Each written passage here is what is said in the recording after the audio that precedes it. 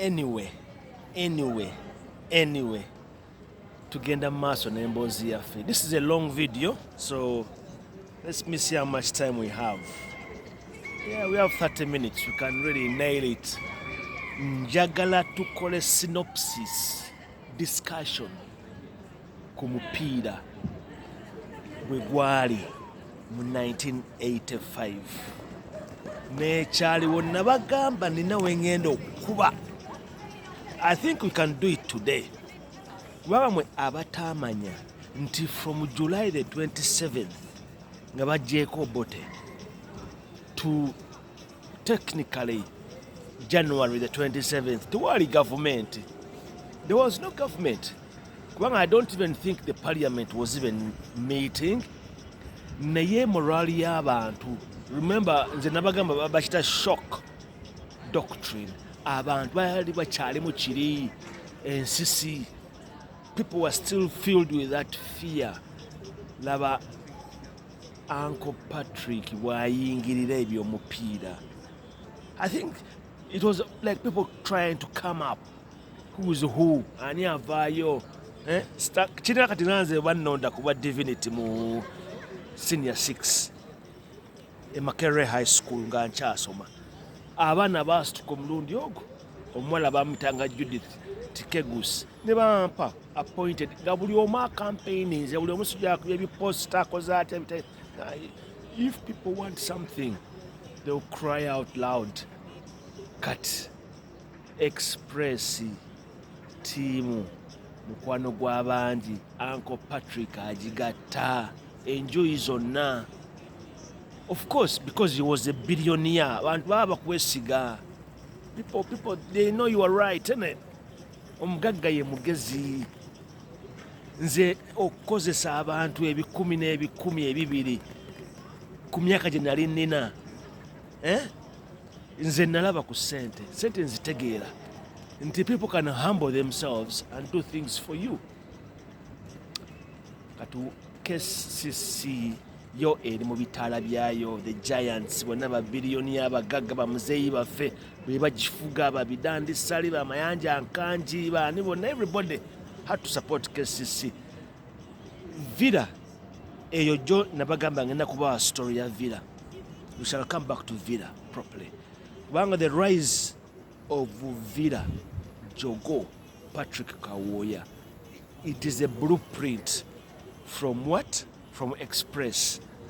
Era bwe bagenda maaso the subsequent years they became arch enemies. Mumupiira rivals, you know, you rival each other, teams after teams. Today I'm 85. 27th olunaku lusiri lwerabira twali mu class P5B Uganda Road tugenda okulaba ekisasami, you know, it was like a stampede, called a stampede. Ng'essomero lino balyetooloola awo baali bataddewo ne road block ku Buganda Road yawo kubanga twali tusoma n'abaana baba meja, abaana b'abasirikale, abaana b'amaanyi. Ku makya emmotoka zajjanga zonna zijipu zaani zonna ezo nga zireeta baana. Of course n'abaana ba ministers baali bangi n'abaana b'abagagga. Kakati ng'abagagga, people who remember Buganda Road, emmotoka z'aba government officials baggulangawo gate ne ziyingira ne zifulumira eri maaso. People remember that? Zayingiranga wano ku main gate awali amadaala, ne ziyingira, drop off the kid, ne zifulumira eri maaso ku 6B, the building awali swing. Kakati ffe abagagga, abazadde baffe abagagga nga tebaagala clash. There was a bit of a discrimination there. Wakati Benz zo zasimbanga no public library ebweru. Ngamba Mercedes Benzes, sigamba Benzes nezammwe zinaku zino sijui ez'ebikebe. Ziri Benz nga olabye ddala nga motoka yennyini nga zisimba mu line but dropping her off. So Buganda Road wasn't a simple school, but it could tell you what was happening in the country. Nabagamba nti abaana bangi nnyo ba disappearing nga tebadda. tugenda okutandika senior 6 mu 86 bamixinga classes bazigattegatte kubanga abaana tebadde ebibiina bikalu. So let's go back to 85. The government ekyuka. In the midst of all that, Uncle Patrick olwo Kabaka Muwenda Mutebi, Kabaka of Buganda Kingdom, ezo zonna pulaani ezimukomyawo nazirimu ng'omwana omuto kubanga nalabanga buli kimu ekyali kigenda mu maaso. Uncle Patrick, okay, that is where he ended up staying because of the situation that was going on. It was the safe haven. Ng'omugagga, kati ngenda baba example before I proceed. Ebiseera ebyo gavumenti evuddeko, abalina ssente be badrivinga economy. Nembawo example nti nze muzeeyo wange yali industrialist, yali mu byamafuta, yali ne mu byamakolero, bali ne bamulwana. Kitegeera, if you wanted to tell what was happening, these are the people who were tubayitibwa movers and shakers. Nti ebbeeyi y'amafuta yalinnye, ebbeeyi y'amafuta yasse, essukaali yalinnye, ssukaali yabuze, economy.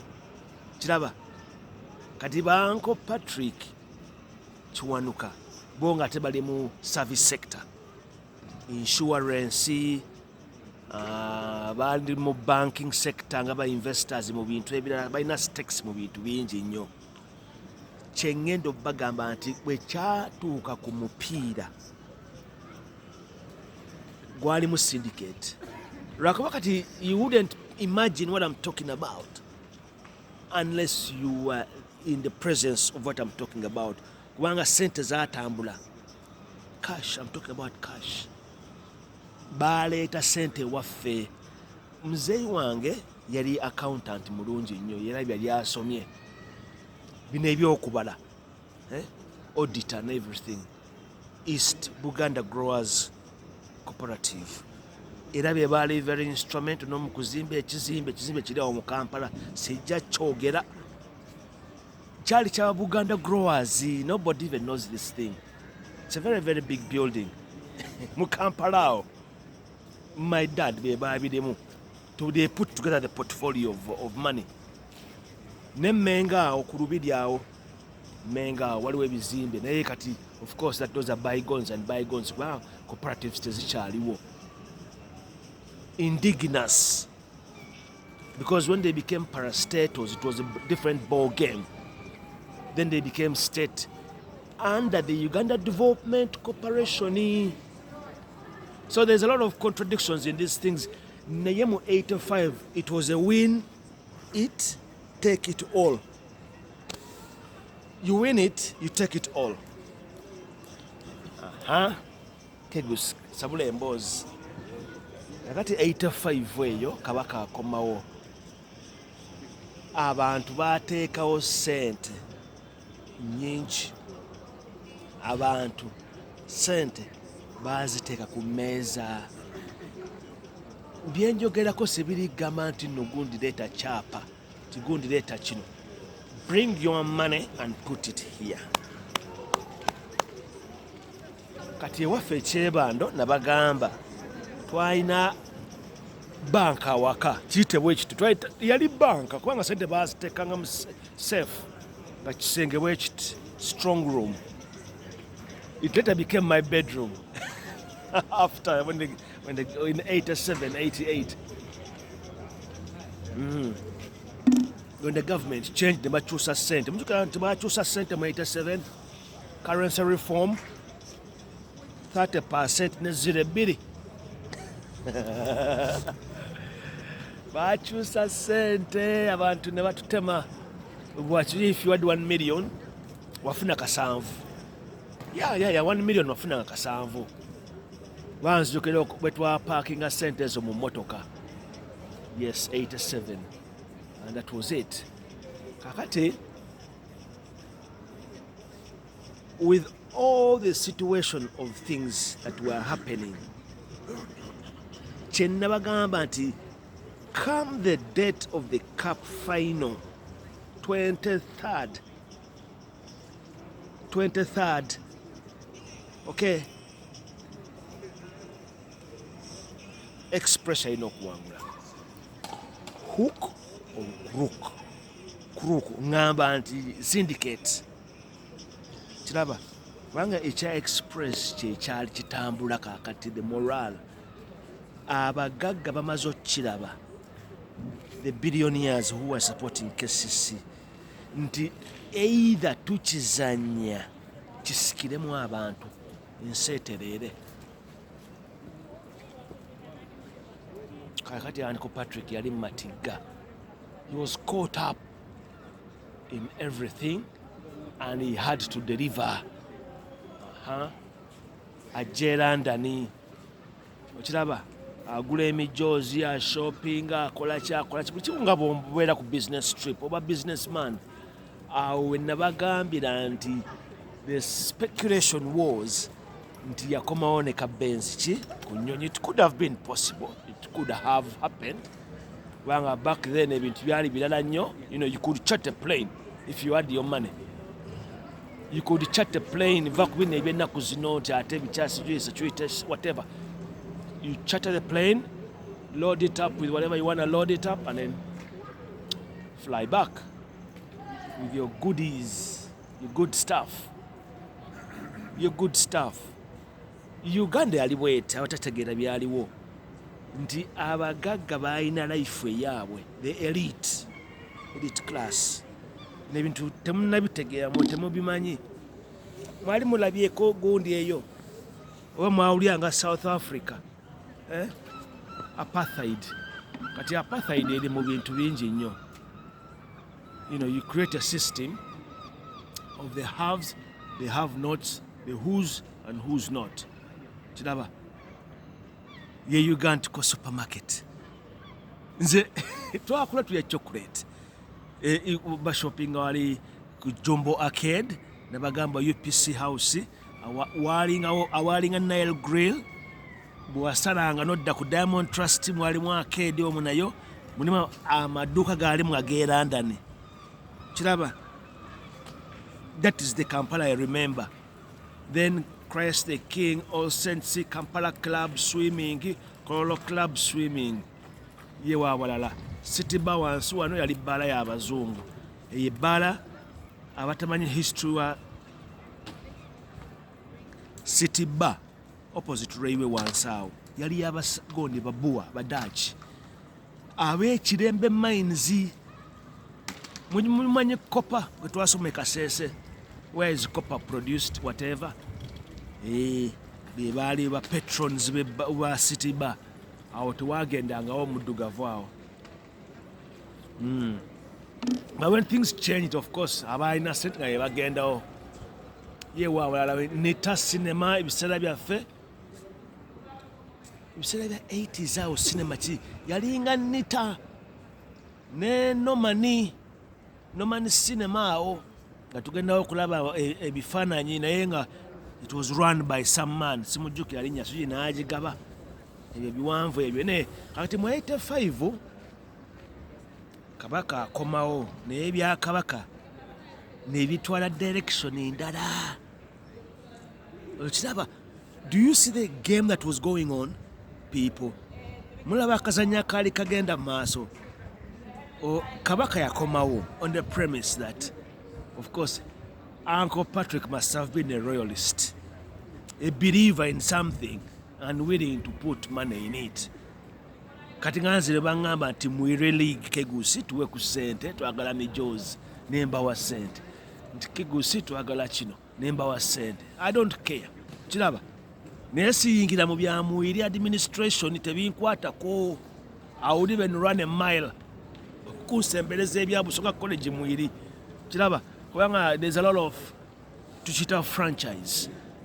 Kiraba, birimu bakyabazinga, birimu diocese ya Busoga, birimu Parent Teachers Association, ebirimu whatever, bingi nnyo.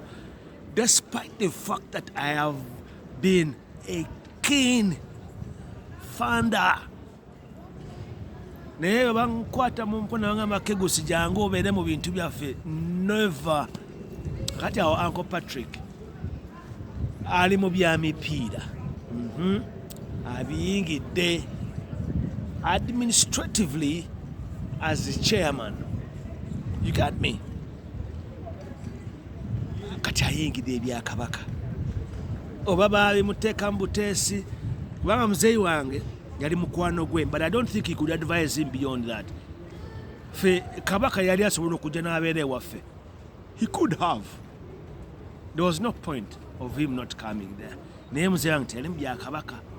Teyabiriimu ebyo, yali mu ssente ze na mikyakalo gye na bulamu bwe na businesses ze n'abaana be na family na bina. So when the Kabaka comes back, n'abeera ekkoma mboga awo. For whatever duration of time it was, I couldn't make the time up, but I know yagenda eruweero sijui n'ayingira ebya Museveni, and that was it. Today mupiira gwaffe, omupiira gw'okugenda mu maaso, eyo cup final, Express ezze ekuba paka ku final. Kakati speculation nyingi nnyo. You know what to speculate is? To suspect. Nti enjuyi ezimu ziri nti because of the pressure nti Express yalina okusinga, nti baagulanga emipiira, baagulanga abazanyi, baagulanga bareefu, sijui ba-influencinga nga ki bu tiimu. Nabagamba nti tiimu zaalinga nnyingi. Football in Uganda back in the day was something like an outfit. Omupiira gwali nnyo gw'amaanyi nti nga gukwata abantu. Okiraba we gwali. So to knock subsequently up to cup final must have taken a lot. Ku team eyali already divided ogigatta ogibringa together, okugula abazanyi. You know, to assemble an outfit takes, it's a hard uphill task, you know what I mean? Kati speculation eyo wetuyingirira syndicate gye nabagamba, ekigambo ekyo baakyogeranga nnyo nakiwuliranga. I was in primary 5. Lord's Pub Kaleerwa awo. Tuvanga Buganda Road okusoma. My mom would drop us there. Kubanga muzeeyi oluusi meeting ezimu zaabeeranga awo, bibaabeeranga mu ebya business, oba bimanyi ebya business. Abagagga. Eyo ebbaala ya Lord's Bar teyali bbaala nyangu, yali y'abantu, the who's who. On top of that, twalinanga half London gye nabagambye jjo. Kakati eyo half London yali y'aba politician ba top league gye baakasibiranga ne bakwatagana n'abazungu baabwe. Ngamba abazungu abalinga e Uganda bali mu bi diplomatic call, abali mu bintu ebyo babeeramu. Remember kakati ebifo ebimu kati nga waggulu eri Kampala Club, government yali ebitutte ebimu kati sijui byaba minister, sijui bya president's office, sijui Oboti yabeeranga mu Nile Mansion. Biririddawo ebintu ng'ebyo. What kind of president stays in a hotel? Yasulanga mu Nile Mansion omwo gye muyita conference center wakati Serena. President mwe yasulanga yamalamu emyaka egi 5 era mwe yafugiranga. Sheraton weri right now awo yalinga gondi paaka nga tekulina bikomera nga twambuka awo netutuulawo, naye nga bakugamba nti the other side kubanga mwalingamu detach. Munemanyi detach y'abasirikale? There was a detachment oba an encampment we bakiyita ku bibiri of soldiers eba battalion nga yekuuma awo wonna. ekuma president mu Nile Mansion ng'awo kawokawuka Benz zezambuka waggulu. Nina balaga ne Benz ya Chief Justice yali efaanana. Yalina omwana eyasomanga nange e Buganda Road, Chief Justice ng'eriko akagambo kasijje, Chief Justice of Uganda Wako Wambuzi. Awo nawona byali mikwano gya muzeeyi wange Wako Wambuzi. Ani omulala waliwo ono eyamutwala okukola mu mulimu. The name keeps going.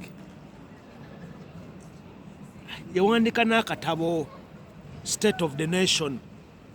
Yani yerinnya lye mulimanyi, mulimbuulire people. Mulimbuulire tulikebere wano nga bwe tunyumya. Yali mukwano gwa muzeeyi wange nyo baasoma bonna Bukalasa Agricultural College. Ne babatwala e Russia basome ebyekikomunisiti ebyo. Let's check his name. Anbagambye oli ye Wako Wambuzi. What is his name? What is his name? State of Blood is the name of the book. Let's check it out. Sagala mugambe nti kegosi byotugamba so today ku mupiira nga betunyumya Henry Chemba. Onye yajjanga waka. Very, very good friend of my dad. Very good friend of mine. Mukitegera Chemba gamba. Kakati Uncle Patrick Cup final. Mutunuulidde.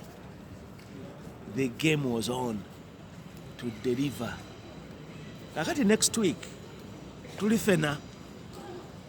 Next week we tugenda okukubaawo tumalirize story ya Uncle Patrick kubanga ati mbadde full run yonna. We've enjoyed this story n'ebyaliwo bye nalaba, memories bye ntegeera ne bye mbagamba.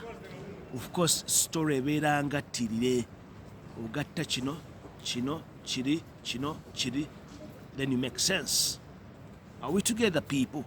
Chilaba, I'm going to go start making up. The people I'm talking about were there. Bintu byaliyo.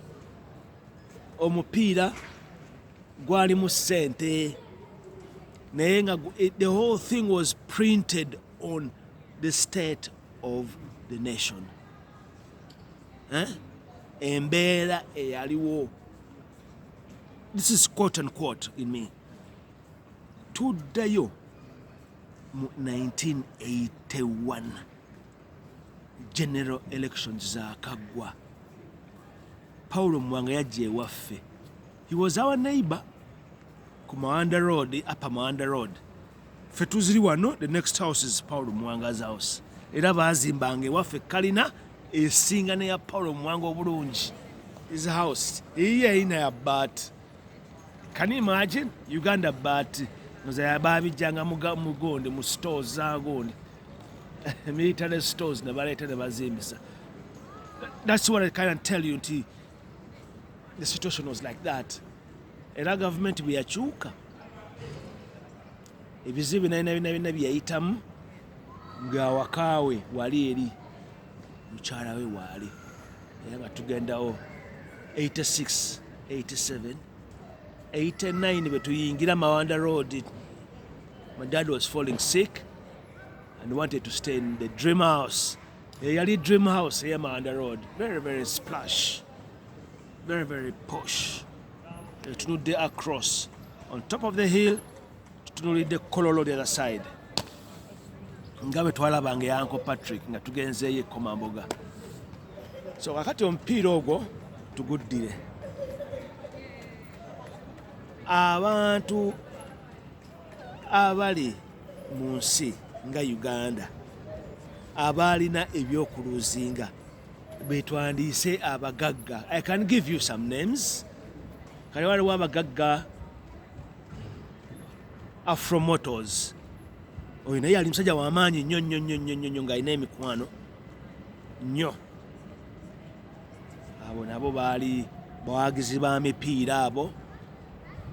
Of course bamulwana yali mukwano gwa muzeeyi wange. Sibagamba nga mulwana ne muzeeyi wange. Mulaba UMA, Uganda Manufacturers Association, Lugogo Grounds. Eyo yali agricultural show gondi bya cooperative we baakoleranga omweroso show eya agriculture. The same thing erina ejjinja, mpuli ey'ejjinja baagala bijjawo, naye nga buli region yabeeranga ne agricultural show eyo y'abalimi. It could run for, I think, it ran during the time of Independence Day, during Independence time. Kakati idea ejja blueprint muzeeyi wange yagikola n'ojjukula ne bamulwana abo. Mwe muva Uganda Manufacturers Association, era awo kyalina kitoogo ne basenda. We shall come to that kubanga ebintu bingi muzeeyi wange bya relinquishing awo. Now, you know, he kind of made a U-turn on so many things there, especially with what was going on. Naye nga kati kino ekya Uncle Patrick kirabika towards the end, tugenda empola, towards the end of the cup final, the match anticipated kubanga bayagala express etuuke ku final, and of course playing a KCC nekimumira. I wouldn't say it kind of disillusioned him, because kyalinimu muzeeyi wange naye, my dad, his best friend, ate nga an avid support of KCC ne banne. So there was a clash. Mutegeera clash, something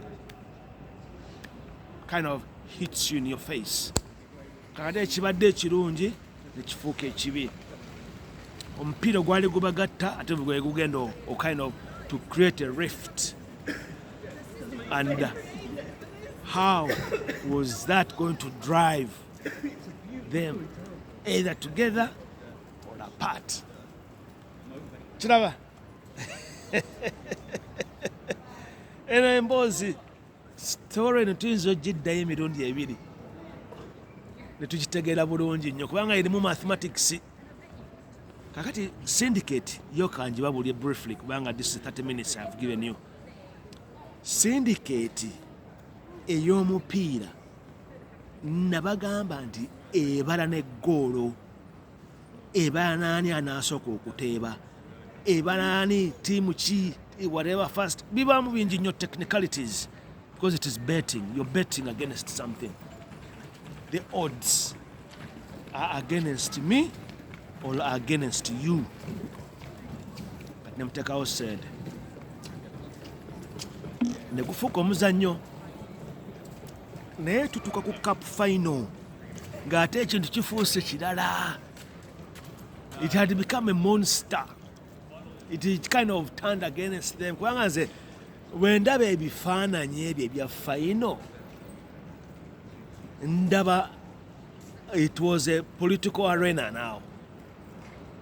It became manyi bino ebintu mbagamba ebintu bingi nnyo you kind of, because for the government can use a lot of resources kambabuulire, but if it sees something that it is not part of it, the government can leap on it, ekibuukira n'ekimira like this.